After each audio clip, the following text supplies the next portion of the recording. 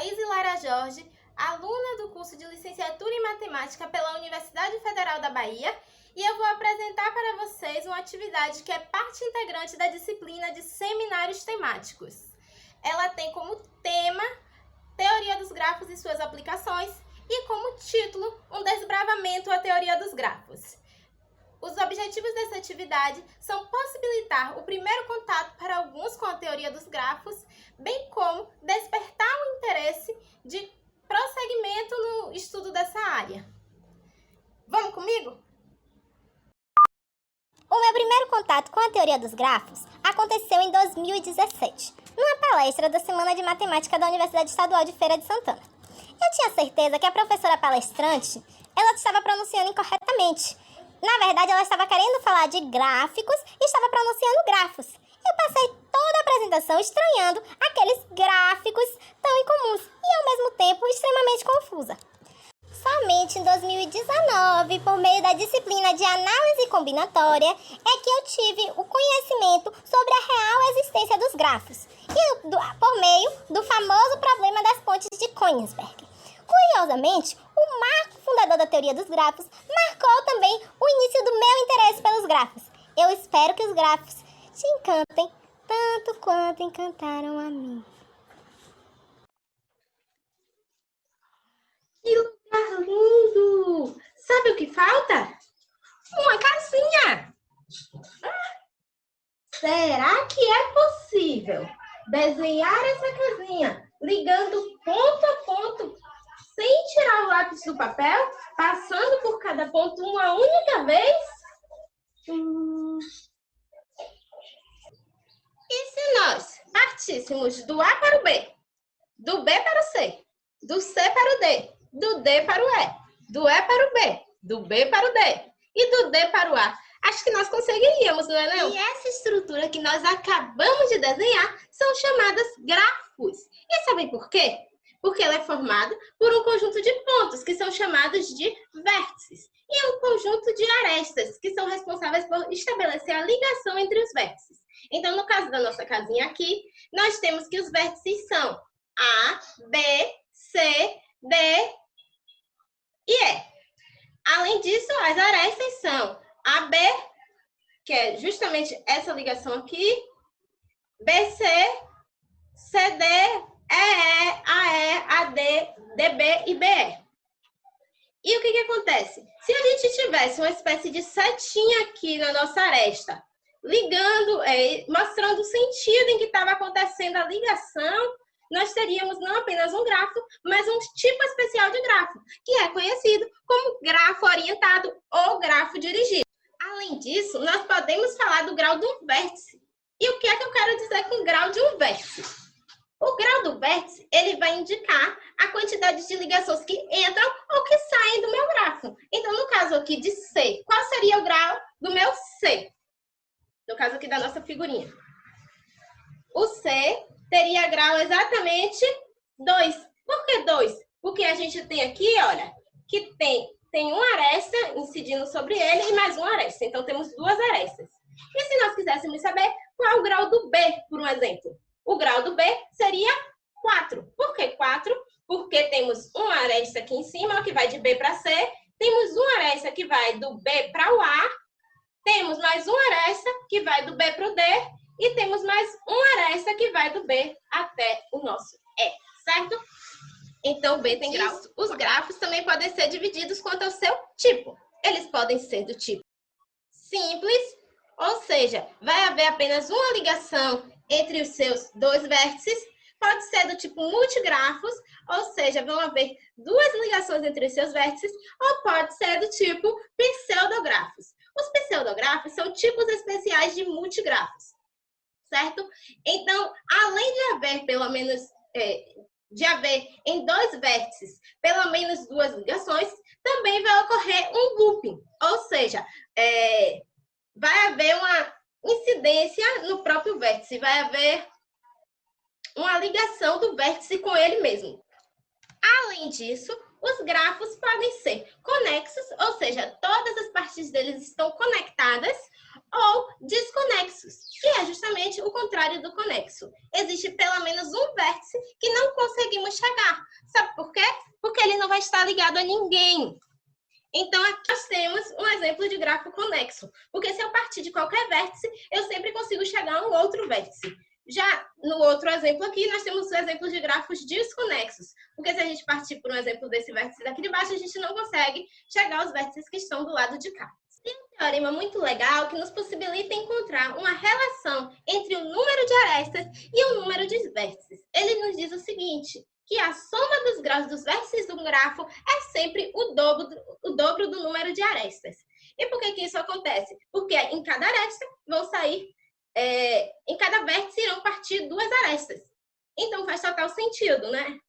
Nossa, eu falo demais. O que essa história toda de grafos tem a ver, afinal, com as nossas casinhas? Imaginem que quiséssemos desenhar a nossa casinha tendo como ponto de partida o ponto B. Com mais essa condição, será que conseguiríamos desenhar a nossa casinha se nós tivéssemos que partir daqui, olha, do ponto B? Será que nós iríamos conseguir desenhar a nossa casinha? E aí, pensem aí um pouquinho, que a gente vai falar mais sobre isso aí. Vamos comentar um pouco mais sobre esse negócio. Essa história de desenhar casinhas, embora pareça chata e cansativa, poderia ser muito interessante se olhássemos para ela com bons olhos. Imagine que um prefeito, preocupado com as despesas dos cofres públicos, quase não sai, resolvesse economizar combustível e estabelecesse que o caminhão da coleta de lixo deveria passar uma única vez por cada rua e retornar ao ponto de partida. Não seria um problema bem interessante para a gente resolver utilizando a ideia da nossa casinha? É um problema muito semelhante a ela, né? E há diversos problemas semelhantes a esses da casinha, que são muito aplicáveis no nosso cotidiano. Mas todos esses problemas foram inspirados no famoso problema das pontes de Königsberg. Diz a história que numa cidade da Prússia, cortada pelo rio Pregel, haviam duas ilhas ligadas entre si por uma ponte. E essa ilha era conectada ao continente por mais 6 pontes, num total de 7 pontes. O grande problema discutido na cidade era se existia um trajeto que permitisse que, partindo de um ponto qualquer da Terra, passássemos uma única vez em cada uma dessas 7 pontes e retornar ao ponto de partida. Esse problema virou lenda na região, até que em 1736, um grande matemático e físico, que passou grande parte da sua vida por aquela região, mostrou que era impossível exibir tal trajeto. E esse homem foi Leonardo Euler, ou como popularmente é conhecido, Euler. Com o intuito de resolver esse problema, Euler criou o que ficou conhecido como o primeiro grafo da história. Na verdade, Euler criou bem mais que isso. Ele criou um multigrafo, pois há mais de uma aresta entre 2 vértices. Inconscientemente, nasce aí a teoria que hoje ficou conhecida como teoria dos grafos. Mas, obviamente, naquela época, Euler ainda não sabia que era a teoria dos grafos, né, gente? A teoria ela só surgiu muitos anos depois, certo? Mas ele desenhou o primeiro grafo da história. Mas, afinal, como é que Euler conseguiu resolver esse problema que ficou tão famoso, o problema das pontes? Euler percebeu que, diante das restrições impostas no desafio, o vértice escolhido como partida deveria ter grau par, pois, ao final, deveria se retornar ao ponto de partida. Se o problema exigia que a pessoa fosse e retornasse, o vértice, ele precisava ter, então, grau par, certo? Mas eis a questão. Euler observou que o grau de cada um desses grafos era ímpar e, portanto, era impossível exibir esse tal caminho. Aqui nós temos as pontes, né? Que nós chamamos, cada porção de terra nós chamamos de A, B, C, D. E aí nós desenhamos aqui o grafo onde ocorre, né, a ligação entre os vértices por meio das arestas. E observem, por exemplo, que D tem grau 3. C tem grau 3 também. A tem grau 5 e B tem grau 3. É um vértice de grau 3. E aí, o que acontece? Como o problema exigia que a pessoa partisse de um dos vértices, passasse por todas as pontes e retornasse ao vértice inicial, nós teríamos que ter vértices de grau par. Beleza? Porque não dá para poder a gente ir e voltar e isso ser um grau ímpar. Não é isso? Pensem aí um pouquinho sobre isso, acerca disso. Pensa aí, se a gente vai e retorna, a gente tem pelo menos duas arestas ali conectadas. Então, a gente teria que ter um grau par, certo? Não dava para poder ser ímpar, porque se o grau fosse ímpar, significava que a gente foi, voltou e foi de novo. Ou que a gente veio, foi e voltou. Certo? Então, a ideia é essa daí. E aí, eu não sei vocês, mas o primeiro questionamento que me surge é: será que existiria solução para esse problema para 6 pontes ou para 5 pontes? Para nos auxiliar na resolução desse e de outros problemas, foi que Euler demonstrou um teorema. E o teorema diz o seguinte: um grafo conexo G é euleriano se e somente se todos os seus vértices têm grau par. Mas afinal, o que ele está querendo dizer com essa história toda? Se nós temos um grafo em que há ligação entre todos os vértices, a gente pode dizer que ele é chamado euleriano se e só se todos os seus vértices têm grau par. E por que, afinal, é importante a gente ter esse tal desse grafo euleriano? Porque sempre que estivermos lidando com grafos conexos eulerianos, o nosso problema das pontes terá solução. Então, agora, a gente reduz o nosso problema tão complexo a algo bem mais simples. Nós só precisamos descobrir se, por exemplo, no caso de 6 pontes, teríamos ou não solução, analisando o grau de cada um dos vértices. Notem que para 6 pontes, o nosso problema também não teria solução. E aqui nós temos ilustrado como é que seria essa história toda, né? Nós iríamos derrubar uma ponte da configuração original, nós iríamos ter que derrubar uma ponte, já que agora estaríamos trabalhando com 6 pontes e não com 7. Nós vemos aqui que cada vértice ele tem grau ímpar, certo? Existem alguns vértices com grau par? Existe sim, como por um exemplo aqui, ó. O 1 é um vértice que tem grau par. No entanto, para satisfazer a condição de ser um grafo conexo euleriano, que são os grafos que solucionam esse nosso problema, nós precisaríamos que o vértice tivesse grau, todos os vértices tivessem grau par, e não apenas um ou dois. Precisaríamos que todos os vértices tivessem grau par. Portanto, no caso de 6 pontes, o nosso problema também não teria solução. E no caso de 5 pontes? No caso de 5 pontes, podemos analisar aqui todas essas estruturas e vemos que o problema tem sim solução, que seria essa configuração aqui, a 5E. Observem que o vértice 1 tem grau 2, ou seja, grau par. O vértice 4 tem grau 4, grau par. O vértice 2 tem grau 2, também grau par. E o vértice 3 também tem grau 2, grau par. Então, nesse caso aqui, o nosso problema das pontes, ele teria sim solução, certo? Se nós estivéssemos com 5 pontes, ao invés de com 7. E aí dá para poder a gente analisar aí como seria a resolução desse problema para menos pontes e também dá para a gente analisar como ficaria a resolução desse nosso problema para mais pontes. Por um exemplo, para 10 pontos, nós conseguiríamos exibir essa configuração aqui. E aí vocês podem ver que claramente o nosso problema vai ter solução também, olha. A gente vai por um, volta pelo outro, vai por um, volta pelo outro. Então, a partir desse teorema que o Euler conseguiu demonstrar, nós conseguimos resolver esse problema das pontes para diversas situações. E um problema relativamente complexo, ele foi transformado num problema muito mais simples, muito mais enxuto. E tem um corolário que é muito interessante também. Ele decorre do teorema de Euler e diz o seguinte: um grafo conexo é semi-euleriano se e somente se, no máximo, 2 dos seus vértices têm grau ímpar. Ou seja, queremos saber quando o grafo conexo é semi-euleriano. Isso acontece se e somente se, no máximo, 2 vértices tiverem grau ímpar. Beleza? E aí, nesse caso, os vértices de grau ímpar, eles irão determinar o ponto de partida e o ponto de chegada. E por que eu estou falando tudo isso aí para vocês? Lembra do nosso problema lá que a gente estava conversando no início, quando chegamos aqui nesse lugar maravilhoso?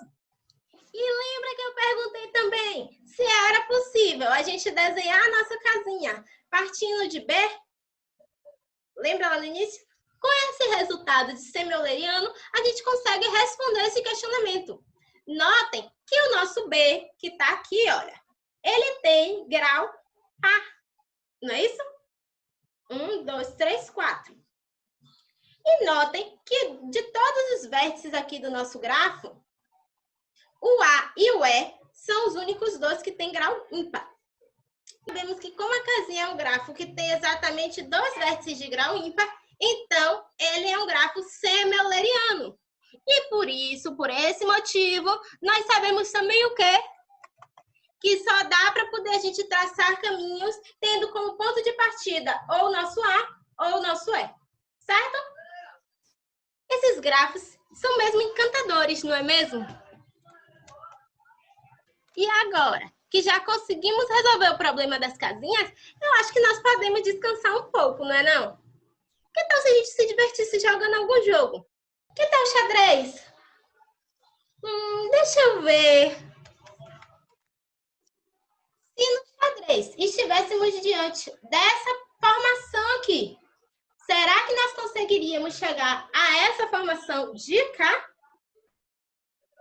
Sabia que dá para resolver isso daí também usando grafos? E a ideia é a seguinte, tá? O cavalo, ele vai se movimentar sempre em L, não é isso? Então, vamos tentar enumerar as nossas casas. Vamos ter uma configuração nesse formato aqui, ó. Em que a casa ocupada pelo cavalo branco é a casa 1, temos uma casa vazia que é a 2, temos a casa aqui ocupada pelo cavalo preto, que é 3, e assim em diante. Imagine que a gente está com o nosso cavalo branco aqui na casa 1, e vamos partir dela, dessa casa daqui, que é a 1. Da 1, a gente poderia se movimentar para onde? Poderíamos ir para 8, por um exemplo. Da 8, nós poderíamos ir para onde? Nós poderíamos ir para 3. Da 3, nós poderíamos ir para a 4. Da 4, também poderíamos ir para a 9. E da 9, poderíamos ir para a 4 novamente. E aí, observem que fazendo essa movimentação, nós teríamos exatamente essa configuração aqui, ó. A gente pode ir para dar 1 para 6 e tal. Então, seguindo esse raciocínio aí e fazendo essas ligações, nós chegamos nesse formato aqui. Certo? Tá. Mas e aí, para poder facilitar o nosso negócio, a gente pode redesenhar esse polígono aqui estrelado como um grafo, certo? O 5 aí vem no centro, não está ligado a ninguém, afinal, lá em cima, quando a gente fez as movimentações do cavalo, a gente percebeu que o cavalo ele não vai passar pela casa 5, que é a casa aí do centro. E todos os outros, a gente estabeleceu a ordem da ligação. Olha, o 1 está ligado com o 6 e está ligado com o 8. Então, a gente fez aqui no grafo o desenho, partindo do vértice 1, uma aresta que vai para o vértice 6 e uma aresta que vai para o vértice 8. E aí, o que acontece? Tendo essa ideia em mente, a gente vai partir do primeiro desenho, poderia ser ao contrário, o mesmo raciocínio, para poder chegar no segundo. Então, partindo da primeira configuração, imagine que eu quero chegar nessa segunda configuração aqui. O primeiro vértice está sendo ocupado pelo cavalo branco, nós colocamos ele aqui. O terceiro vértice também está sendo ocupado pelo cavalo branco, representamos ele aqui. O sétimo vértice pelo cavalo preto e o nono também pelo cavalo preto. E aí, queremos chegar nessa configuração de cá, em que o primeiro vértice vai se manter o cavalo branco, o sétimo vértice vai se manter o cavalo preto e a alteração vai ser feita aqui, exatamente aqui, ó, porque o nono vértice vai ter o cavalo branco e o terceiro vai ter o cavalo preto, que antigamente, né, no desenho daqui, era diferente. A gente tinha um preto que queria chegar no branco. Daí, o que acontece? Partindo daqui do preto para chegar no branco, o que tem que acontecer é que o preto que está aqui na casa 9, ele vai passar a ocupar a casa 3. E o branco que está na casa 3, ele vai passar a ocupar a casa 9, certo? Só que observem o seguinte, vamos raciocinar aqui um pouco em cima desse negócio. A gente já tem aí a solução do nosso problema. A gente só precisa analisar um pouco mais o que está acontecendo. Imaginem que o nosso cavalo preto vai partir da casa 9. E um movimento chega na casa 4. Para que ele ocupe a casa 3 deveria estar ocupada, ou deveria estar livre. Que é o que não acontece, porque ela está sendo ocupada pelo cavalo branco. Então, imaginem que o cavalo branco venha para cá, para a casa 8, certo? E o cavalo preto, que estava aqui na casa 4, ele consiga ocupar a casa 3. Então, o cavalo preto, beleza, consegui chegar na casa 3, que era o meu objetivo aqui, ó. Agora, falta mais alguma coisa para o meu objetivo, que é fazer o branco chegar aqui, na casa 9. Só que observem o seguinte, o branco, ele está na casa 8, que foi para onde eu coloquei ele. Como o branco está na casa 8, para ele chegar na casa 9, ou ele vai ter que se mover para a casa 1, que está ocupada por um cavalo branco, ou ele vai ter que se mover para a casa 3, que já está ocupada por um cavalo preto. Então, o que está acontecendo aqui? Para que a gente conseguisse realizar de fato essa troca, a gente precisaria fazer com que o cavalo branco e o preto trocassem de lugar. Ocorresse um giro aí. E isso não pode acontecer.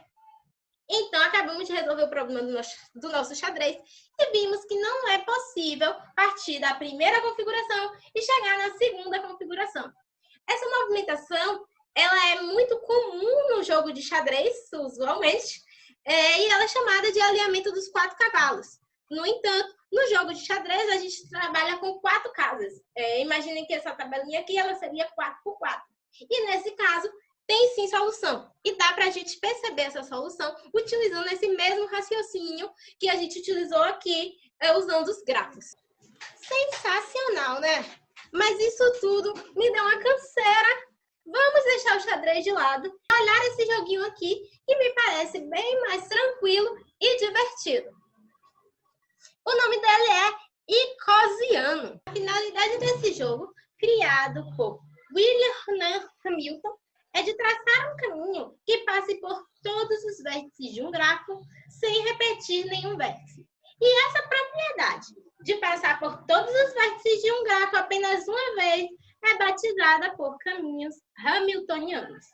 Note que no caso dos caminhos eulerianos que nós falamos antes, não podíamos repetir a passagem pelas arestas. Já nos caminhos hamiltonianos, não podemos repetir a passagem pelos vértices. O nome é uma grande homenagem a William Hamilton, um matemático, físico e astrônomo irlandês que, dentre as suas grandes contribuições, está a criação da álgebra dos quaternios, que foi a primeira álgebra não comutativa. Hamilton se dedicou também a resolver o problema do Icosiano. E como diz Einstein, a ciência é 5% de inspiração e 95% de transpiração, com algumas tentativas e erros. E uma possível solução é essa daqui, que a gente parte desse vértice e percorre esse trajeto aqui, ó. Notem que a gente não está repetindo a passagem por nenhum dos vértices. Olha, podem acompanhar aí comigo. Só a ligação. E a gente passou por... Essa é uma das possíveis soluções, né? Como eu comentei com vocês. Mas o que acontece? Esse problema aqui do Icosiano, ele é um problema muito legal, muito interessante. Sabe por quê? Porque existe um outro problema muito famoso que tem uma ideia bastante parecida com o problema do Icosiano. Vamos conhecer? Um problema que interessou empresas e comerciantes no final do século XIX e início do século XX. O famoso problema do caixeiro viajante. Ele consiste no seguinte: dado algumas localidades conectadas por estradas, como se pode fazer um trajeto que passe por todas as cidades apenas uma vez no menor tempo possível? Estamos buscando a menor distância percorrida sem que se passe mais de uma vez na mesma cidade. E vemos que a situação ela usa exatamente o conceito do caminho hamiltoniano, pois pretende-se passar em cada cidade, que são os vértices, apenas uma vez. E o grande problema aí não é achar esse trajeto, já que, quando possível, é relativamente simples, já que a gente fez aqui no problema do Icosiano. A questão é encontrar um trajeto que minimize o tempo da viagem, ou a distância percorrida. E isso envolve toda uma teoria muito mais rebuscada. O que eu vou deixar claro aqui é que sim, é possível minimizar distâncias utilizando grafos e alguns algoritmos, claro, né? Ficou curioso? Quer tentar resolver o problema do caixeiro viajante? Esse é um problema que pode render muito prestígio, pois até hoje não se descobriu uma fórmula ou algoritmo que determine exatamente o trajeto minimizante para qualquer conjunto de localidades e de conexões. Consegue-se, porém, por meio de interações em um computador, um procedimento que se aproxime da solução ótima, o que também é conhecido como aproximações heurísticas. Obviamente, a inspeção indireta de todas as permutações possíveis, ou seja, de todas as possibilidades, permutando elas, trocando elas, é um procedimento que resultaria na solução desejada. Porém, não é excessível conforme o número de pontos vai crescendo. Conforme o número de cidades que a gente tenha for um número muito grande, fica complicado os computadores trabalharem em cima dessas permutações. Mas já desviamos muito do nosso jogo, né? Findada a sessão ecosiano, vamos jogar um pouco um outro joguinho que é muito legal, é muito divertido mesmo. O nome dele é X. Eu amo esse jogo, porque apesar de ser um jogo com muitas estratégias, como o xadrez, o Rex tem regras bem mais simples. Ele é um jogo que foi inventado 2 vezes. Primeiro, em 1942, pelo dinamarquês Pieter Hen, que era matemático, físico e poeta.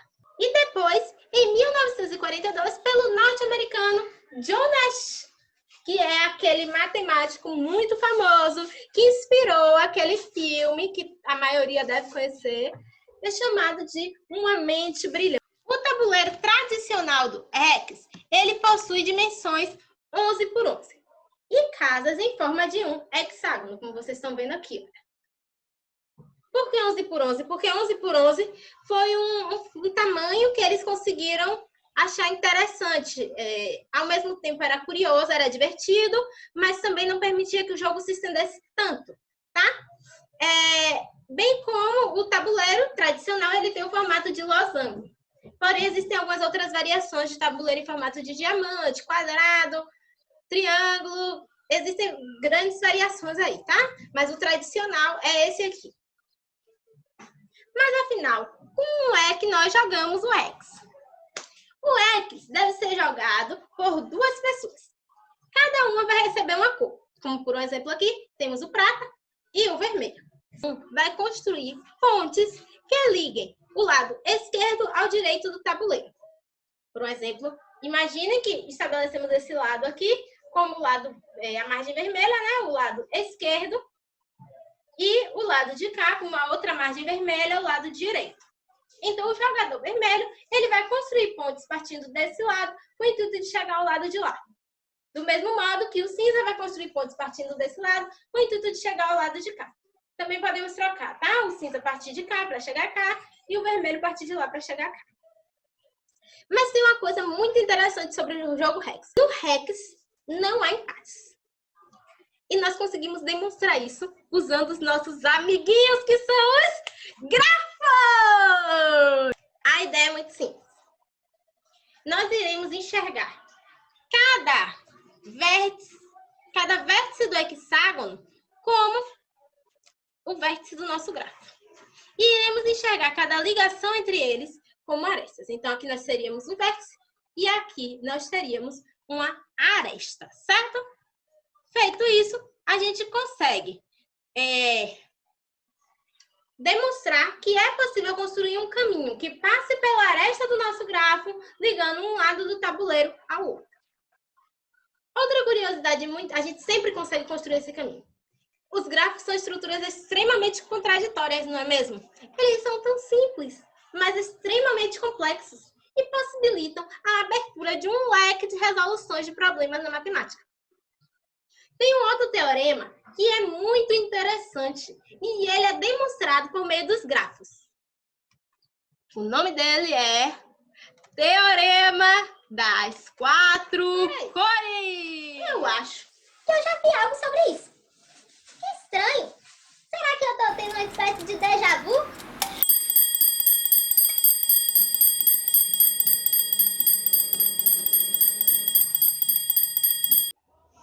Nossa, quase eu perco o horário de fazer o trabalho de seminário. Hoje vimos que os grafos são triplas formadas por um conjunto de vértices, um conjunto de arestas e uma função. Essa função ela vai associar a cada aresta a um par de vértices.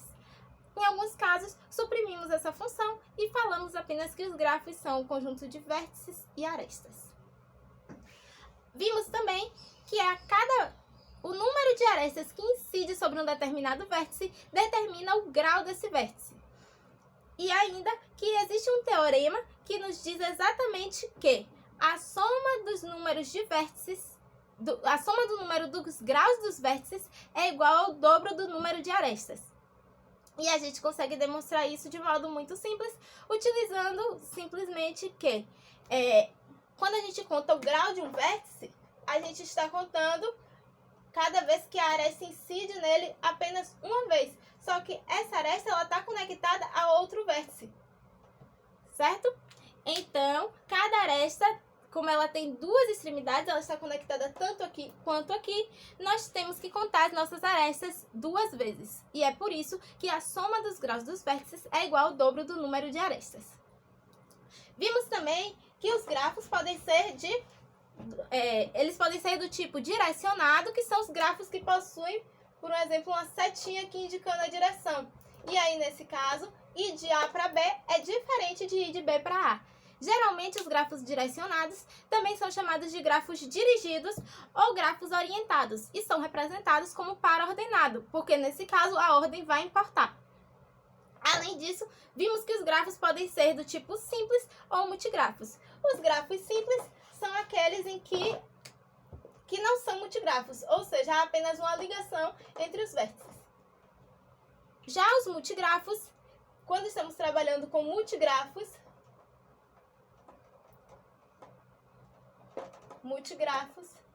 temos que pelo menos um par de vértices, que aqui eu vou chamar de AB.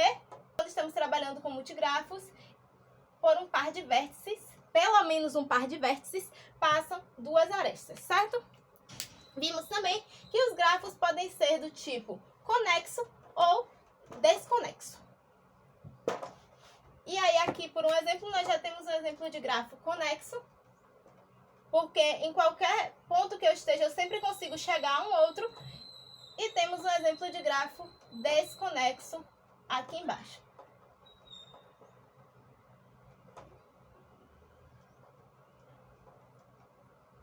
Porque eu estando em A e B, eu não consigo chegar em C, por um exemplo.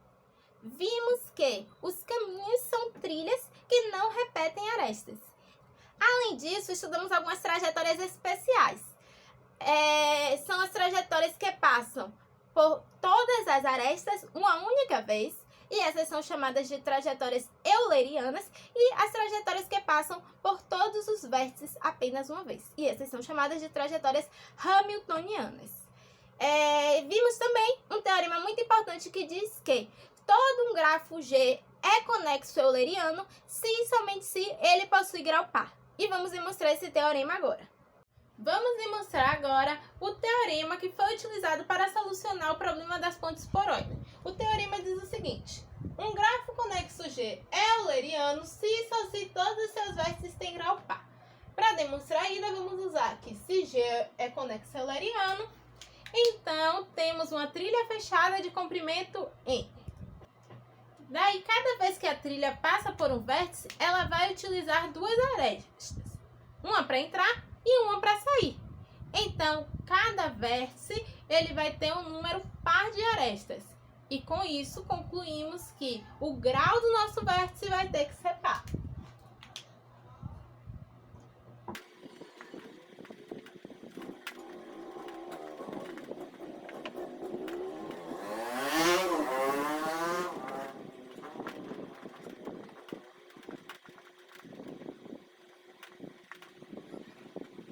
E agora, para demonstrar a volta, nós vamos utilizar um lema. Eu vou copiar ele aqui embaixo e retorno, tá bom? E o nosso lema diz exatamente o seguinte: se todo vértice de um grafo possui grau maior ou igual que 2, então G possui um ciclo. Eu não vou demonstrar porque é do nosso tempo, mas a ideia que a gente vai utilizar aqui é a seguinte: se G for um multigrafo ou se G for um gráfico que possui looping, então obviamente ele tem um ciclo, certo? É imediato. Suponha então que G tem que G é um grafo simples. E se G é um grafo simples, existem duas possibilidades. Quando você parte de um vértice, ou é a primeira vez que você está chegando no outro, e se for a primeira vez, você pode continuar, porque pela hipótese todo vértice possui grau maior ou igual que 2, então você vai continuar passando para outro. Ou se não for a primeira vez, se for a segunda vez, então a gente já chegou no resultado. G vai possuir um ciclo, certo? E é esse lema que vai nos auxiliar a demonstrar o nosso teorema. Agora, para a volta, a gente vai assumir que todos os vértices de G têm grau par, certo? E aí, o que acontece? Vamos provar, demonstrar isso daí, utilizando indução. E a indução vai ser feita no número de arestas. Então, e a gente vai fazer essa demonstração utilizando indução em M, tá? Então, seja M o número de arestas, se M for igual a 0, então vale por vacuidade. Por que vale por vacuidade? Porque a gente não consegue exibir contra-exemplo, já que o número de arestas de M é 0, certo? Então, a gente não consegue exibir um contra-exemplo. Vamos supor, então, que vale para M e vamos tentar mostrar para o seguinte, né? Vamos supor, então, que vale para M. E aí, mostrar que vale para M mais 1 é justamente mostrar que vale para M maior ou igual que 2, porque os nossos vértices têm que ter grau par, certo? Então, a gente só vai poder ter nenhuma aresta, ou o valor seguinte vão ser 2 arestas. Então, queremos mostrar que vale. Como a gente vai trabalhar para M maior ou igual que 2, então é justamente por esse motivo que a gente consegue usar esse lema aqui. Como M vai possuir grau maior ou igual que 2, então, a gente está partindo disso, né? A gente pode dizer que G possui um ciclo.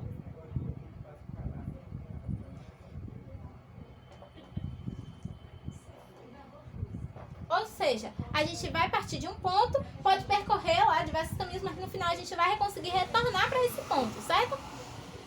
E aí, o que acontece? Partindo de que G possui um ciclo e que todos os vértices do seu gráfico são maior ou igual que 2, a gente consegue chegar que G é conexo. Como G é conexo, a gente pode tomar, então, um ciclo de comprimento máximo. E vamos chamar esse ciclo de comprimento máximo de T. Tá bom? Então, seja T.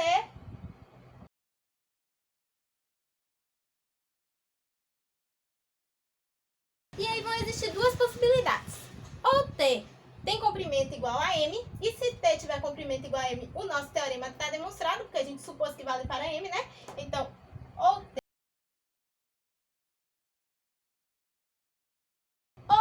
tem comprimento diferente de M, e é justamente aí que a gente vai trabalhar para poder tentar chegar num absurdo.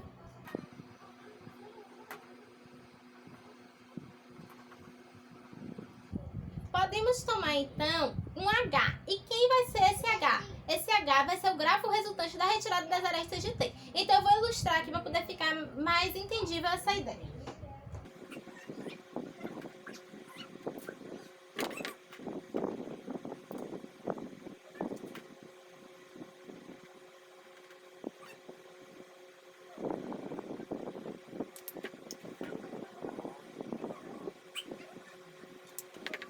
Ou seja, a gente pode trabalhar com essa ideia aqui, né? Que H vai ser o grafo resultante da remoção, da retirada do conjunto de vértices e arestas de T. Então, a gente vai olhar para H como se ele fosse isso aqui, certo? Tudo que resta depois que a gente tira o T. E eu vou apagar aqui para poder a gente continuar, tá bom?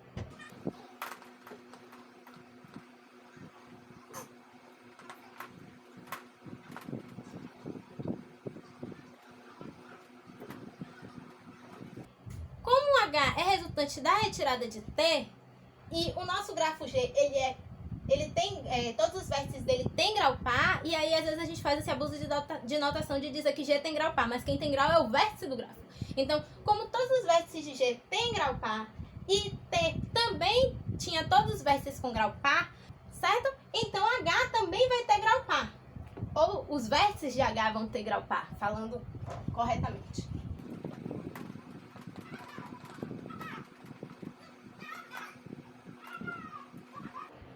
a gente consegue tirar que H é conexo.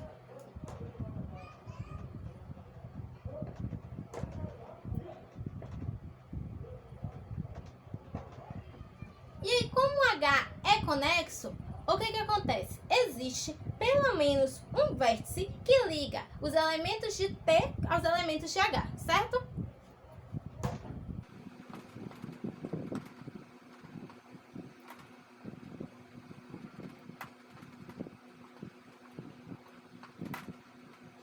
E aí, o que vai acontecer? Se existe esse vértice que liga os elementos de T aos elementos de H, a gente pode falar de uma trilha ainda maior, que é resultado da união entre o conjunto de vértices e arestas de T e o conjunto de vértices e arestas de H, certo? Então, existe essa trilha que ela é ainda maior.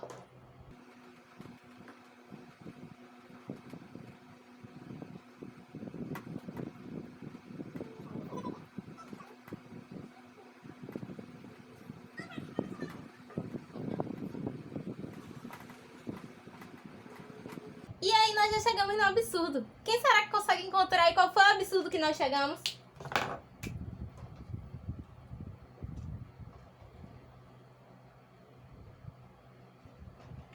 Notem que a gente supôs que o nosso T era um ciclo com comprimento máximo. Era uma trilha que tinha um comprimento máximo. E a gente conseguiu encontrar uma trilha ainda maior, que é resultado da união dos elementos de T e H. Então, chegamos no absurdo. Portanto, obrigatoriamente, M tem que ser, o comprimento de T tem que ser igual a M. O comprimento de T não vai poder ser diferente de M. E se o comprimento de T é igual a M, a gente já tem demonstrado o nosso teorema. Então, se todos os vértices têm grau par, então o grafo conexo G é euleriano. Certo? E com toda essa teoria que nós estudamos, nós conseguimos resolver diversos problemas também, que além desses problemas clássicos, né, como também o da ponte de Königsberg, o problema do caixeiro viajante, dentre outros, há diversas outras variações desses problemas que nós conseguimos resolver graças a essa teoria.